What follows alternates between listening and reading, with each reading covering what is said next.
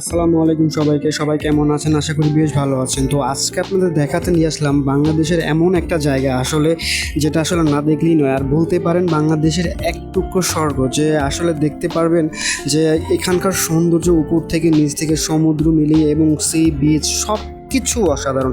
আসলে এটাকে যতই সুন্দর বলবেন ততই কম হয়ে যাবে। আসলে এইটা সি বিচ দেখানোর পর একদম লাস্ট মোমেন্টে যখন গেলাম, এটার মুহূর্তে যখন ট্রলারগুলো, আকাশ এবং সমুদ্র, একদম নীলিচ্ছ পানি, অসাধারণ লেগেছে। আর এখানকার পরিবেশটা আসলে মনমুগ্ধ পরিবেশ।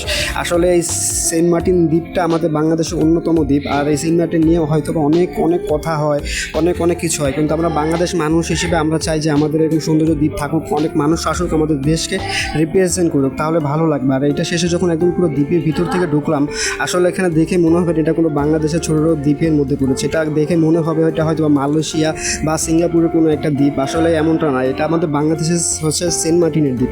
আমার কাছে ব্যক্তিগতভাবে খুব ভালো লেগেছে এখানকার ঘর বাড়ি, খাবার এবং পরিবেশ একদম নিরিবিলি, নিজেকে উজাড় করে দেওয়ার মতন একটা প্রকৃতির জায়গা। আর আপনাদের কেমন লাগছে অবশ্যই কিন্তু আপনারা জানাবেন। আপনাদের মতামতের অপেক্ষায় বসে আছি, তো মতামত জানাবেন। Thank you so much.